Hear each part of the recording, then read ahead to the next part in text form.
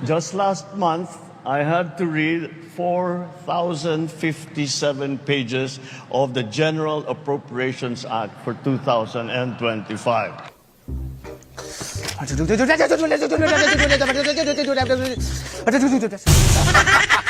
Sa mga politika na tiwali, yari din barubal. Nandito na yung pinakamagtago ka. Kung isa ka sa kanila, hamalas ka. Pag nakita kanya, hayari kang talaga. Yung mga politikong di parehas sa bansang Pilipinas, pinipilas kang pinakamaangas nating bida na si Ben Barubal. I also thank, of course, the United Arab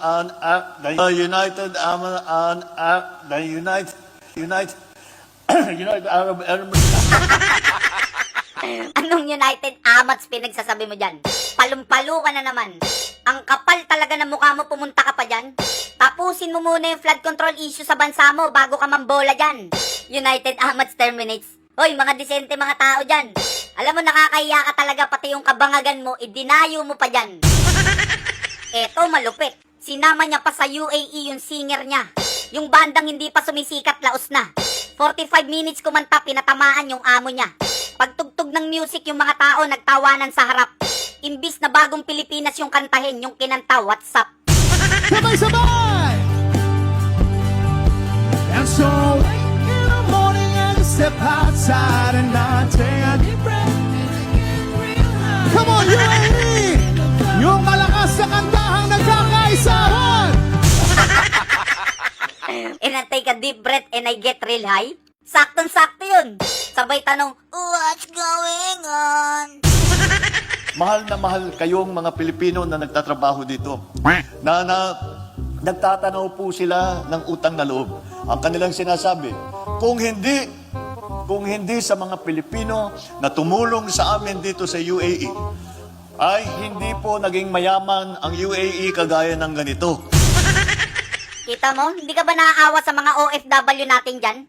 Dahil sa ating mga bayaning OFW, yung ibang bansa yung mayaman. Tinitiis nilang malayo sa pamilya nila para kahit papano maiangat yung kabuhayan. Halos magkandakuba sila kakakayod makapagpadala lang. Tapos yung pamilya nila sa Pilipinas magbabayad ng tax tapos nanakawin nyo lang. Tapos yung tax balak pang taasan nito. Ang kakapal nyo! Mga mahihirap na Pilipino yung ninanakawan nyo! Imbis na kayo magtrabaho sa amin, kami yung nagtatrabaho sa inyo. Di ba kayo nahihiya sa amin? Lalong-lalo na sa kanila, halos wala nang makain. Tapos napapakain nyo yung pamilya nyo ng masarap dahil sa tax namin. Napapag-aral nyo yung mga anak nyo sa magandang eskwelahan dahil sa tax namin. Nakakabili kayo ng magagarang sasakyan dahil sa tax namin. Tapos may nanakawin na naman kayong bagong pondo na para sana sa amin. Buti pa yung UAE, payaman ng payaman. Yung kaban ng Pilipinas, paubos na yung laman. Pag ubos na yung laman, uutang na naman. Tapos gagawa ng gaap, pipirmahan na naman. Alam nyo nakasunod, pagkatapos pirmahan, nanakawin na naman. Sa ating sa ating mga kababayan dito. Kaya naman, mahal na mahal ang mga Pilipino, mahal na mahal kayo ng inyong mga employer, lahat ng inyong mga kaibigan, naging kaibigan dito sa UAE. Buti pa yung UAE. Sa mga Pilipino, marunong magmahal. Pero ikaw po, tragis ka kahit kailan hindi mo kami minahal. Pinagtanggol ka namin dati, tapos ikaw pala yung kriminal. Pinagtaksilan mo kami, yung Pilipinas, ginawa mong karnabal. Yung buong legacy mo, isang malaking budol. Yung community, binudol. Yung flood control, budol. Yung continuity, budol. Yung build better, more budol. Yung 20 pesos na bigas, budol. Hindi namin alam kung yung aso yung pinangakuan mo. Binunyag ni Congressman Leandro Leviste na tumanggap umano ng 2 milyong pisong Christmas bonus ang bawat kongresista. Ayon kay Leviste, bukod pa raw yan sa 300,000 pesos na buwan ng sahod ng kongresista at 1 milyong pisong operating budget. Biruin mo, 2 million Christmas bonus? Puro kapalpakan, puro nakawan, tapos may bonus. Yung nakawan talaga sa Pilipinas, garapala na. Sa opisina pag nagnakaw ka, bukod sa hindi mo na makukuha yung sahod at bonus mo, tatanggalin ka tapos kukulong ka pa. Eh sa Kongreso, pag nagnakaw ka, may bonus ka. Biruin mo, nagnakaw ka na, may Christmas bonus ka pa. Parang tipong gumawa ka ng krimen tapos may medal ka pa. Umupo sila sa gobyerno para magnakaw, hindi maglingkod. Kaya nung pagpirma ng budget, yung mga ngiti nila halos umabot sa likod. Ito yung ulo, ito balikat, ito yung tuhod. Etong magkakatabing nagtatawa na naman yung gulugod. Etong negro na to, ito naman yung kuyukot. Tanong, bakit matagumpay ang UAE? Yung pondo ng public health ng UAE nagagamit ng perpekto. Yung pondo ng PhilHealth ng Pilipinas kinukuha ni Recto. Saka yung gold reserve ng UAE, matatag. Yung gold reserve ng Pilipinas, binenta ni Bangag. Nakita niyo yung difference? Di ba ang layo? Mga politiko lang yung mayaman dito. Sa kanila, pag nagnakaw ka, putol ang kamay mo. Eh sa Kongreso, pag nagnakaw ka, malaki ang Christmas bonus mo. Biruin mo, binenta niya yung gold noong 2024 sa halagang $2,044 per ounce. Alam niyo kung magkano na yung gold ngayon? Naglalaro sa $4,596 per ounce. Biruin mo, binenta mo sa mababa, tapos bibili ka sa mataas. Alam mo yung tama mo, malakas. Di ba dapat buy low, sell high? Hindi sell low, buy high. Mahigit 5,500 flood control project ang natapos na at marami pang iba ang kasalukuyang ginagawa sa buong bansa. Meanwhile, Kitang-kita ko na maraming proyekto para sa flood control ay palpak at gumuho. At yung iba, guni-guni lang. Mahiya naman kayo! Sinungaling! Napakasinungaling mo talaga. Biruin mo, pinaniwala mo sila na may 5,500 flood control project na tapos na. Tapos ngayon bigla mong babawiin, guni-guni lang pala. Kaya kung merong dapat mahiya dito, ikaw yung dapat mahiya. Alam mo kung mambola ka, parang kausap mo batang musmos. Hoy, yung pambobola mo sa tao, gasgas na, matagal ng laos. Yung imbestigahan mo, yung flood control nyo sa Ilocos. Bukod sa mga sirana, hindi pa tapos. Tapos konektado din sa mga diskaya yung mga flood control nyo sa Ilocos. Sa kapal ng mukha nyo, mahihiya yung pader ng Intramuros. Maging sa Ilocos Norte na mismong probinsya ni Pangulong Bongbong Marcos, may mga flood control project ang mga kumpanyang konektado sa mag-asawang diskaya. Ang ilan, sira ng ating puntahan kahit wala pang isang taon. Sa pagsusuri ng Billionaire News Channel sa datos ng sumbong sa Pangulo.ph, isa ang Ilocos Norte sa top provinces na recipient ng Diskaya Awarded Flood Control Contracts. Top 1 ito ng St. Matthew mula 2022 hanggang 2025 sa flood control projects, amounting to almost 963 million pesos. Top 1 din ito ng St. Gerard, amounting to almost 609 million pesos.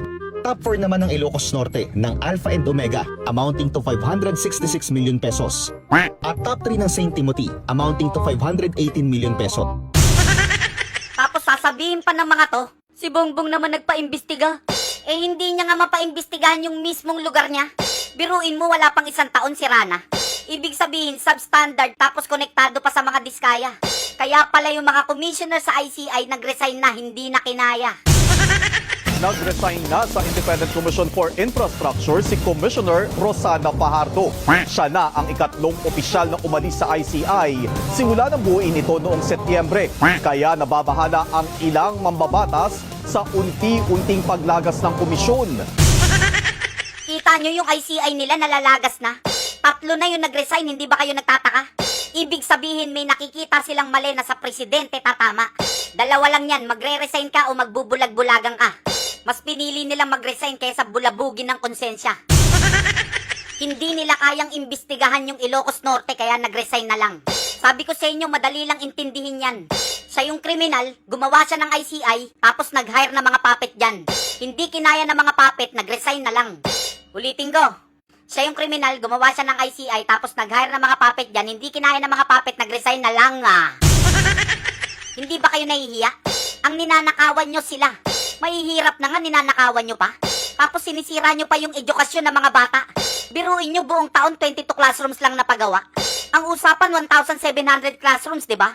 Ultimo kinabukasan ng mga bata, ninanakaw nyo pa. 22 classrooms lang buong taon. Ngayon lang nangyari yan sa history ng bansa. Ibig sabihin, tumatanggap ng pondo yung DPWH pero walang ginagawa. Ang kakapal ng mukha nyo, ninanakawan nyo pati mga bata. Krimen yan, maliwanag. Pwedeng child abuse pa. Di ba yung impyerno may level yan? Sure bull ako naka-reserve na kayo sa pinakababa. O, take one ha, take one. O, ready ha.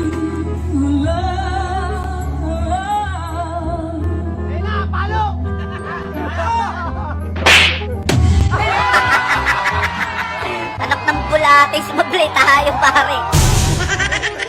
O, take two tayo, take two. O, ready ha.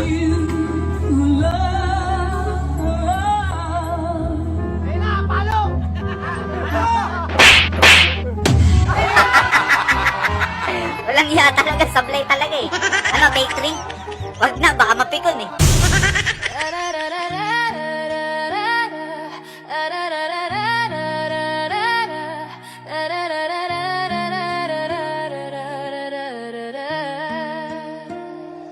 Tatlong magnanakaw, bayan ng dinurog, Bongbong Marcos, Zaldico, pati si Tambasugo. Tatlong magnanakaw, pera'y nilalamon, masang gigising panahon ng paniningil ngayon. Tatlong magnanakaw, bayan ng dinurog, Bongbong Marcos, Zaldico, pati si Tambasugo. Tatlong magnanakaw, pera'y nilalamon, masang gigising panahon ng paniningil ngayon. Ng buhay, si Bongbong ang tanga, Pangulo na inutil, pera lang ang mahalaga. Tulog sa palasyo, walang alam sa galawan, habang nilulustay kaban ng bayan. Pangalawang demonyo, kontraktor nagahaman, Zaldico proyekto, multo ang tangan. Pondo'y binulsa, masay iniwan, ngumingiti pa, parang walang kasalanan. At heto na si Tamba, kapalmoks na buhaya, kasabwat sa korupsyon, hari ng salula sa kongreso, nakaupo parang hari ng pera, pero masay babangon, sisipain ang sistema. Tatlong magnanakaw, bayan ng dinurog, Bongbong Marcos, Zaldico, pati si Tambasugo. Tatlong magnanakaw, pera'y nilalamon, masang gigising panahon ng paniningil ngayon. Tatlong magnanakaw, bayan ng dinurog, Bongbong Marcos, Zaldico, pati si Tambasugo. Tatlong magnanakaw, pera'y nilalamon, masang gigising, wala nang kawalan. Wala nang awala mga buhaya sa gobyerno. Bitayin nyo si Martin para makabawi tayo. Putulan ng kamay tapos ihagis sa impyerno. Kaso baka nakawan niya pati mga demonyo. Hanapin nyo si Salsi para sunod kay Martin. Iposa sa kamay mga daliri ay putulin. Isapan nyo sa chopper, ihulog sa bangin.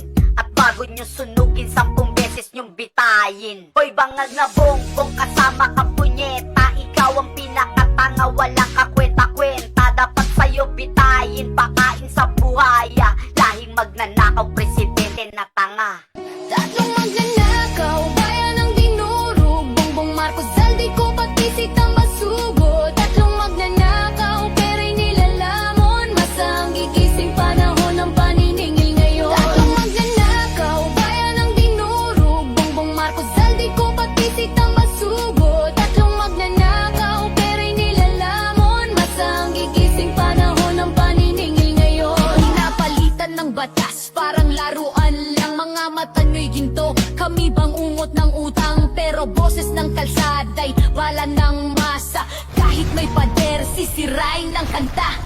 Araw-araw krisis, sagot niya'y kabobohan. Palpak ang plano, puro kasinungalingan. Habang masay hirap nagdurusa sa kalsada, siya'y nakangiti parang wala lang problema. Kontrabida ng progreso sa gabal sa hustisya. Nagmana ng korupsyon, dinagdagan pa ng dusa.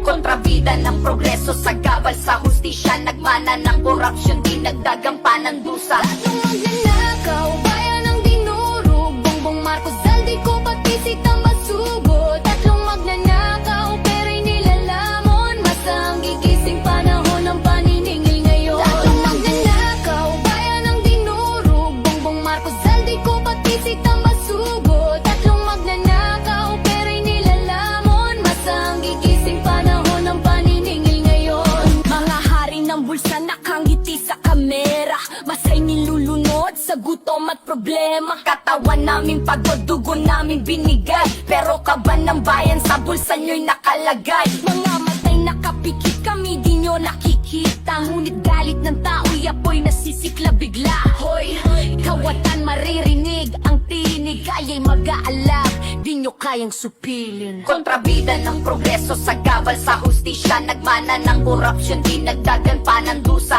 Kontrabida ng progreso sa gabal sa hustisya, nagmana ng korupsyon, di nagdagan pa ng dusa. Magnanakaw, bayan ang dinurog, Bongbong Marcos, Zaldico, pati si Tambasugo. Tatlong magnanakaw, pera'y nilalamon, masang gigising panahon ng paniningil ngayon. Tatlong magnanakaw, bayan ang dinurog, Bongbong Marcos, Zaldico, pati si Tambasugo. Tatlong magnanakaw, pera'y nilalamon, masang gigising panahon ng paniningil ngayon. Mga demonyong magnanakaw, garapal, mga halimaw sa laulan na ganid, mga dorogong puro nakaw, balatan ng mga loko, bitayin pa ulit-ulit at matapos na problema at wala nang makaulit. Kung hindi nyo bibitayin, para tayong mga gago na bobotong magnanakaw, boto tas magnanakaw, parang gagong ulit-ulit, ganun lagi ang sistema. Tama ba ko o mali ka, o si Bongbong yung may tama?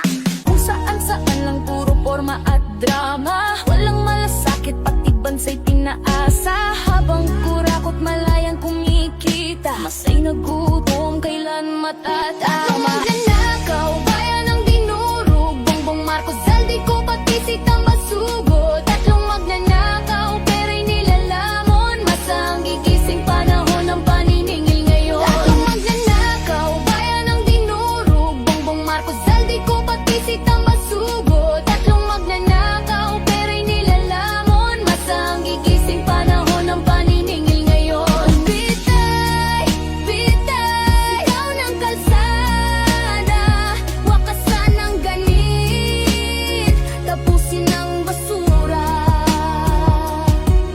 Bitay, bitay, siya'y panawagan, tatlong magnanakaw, dapat nang mapanagutan.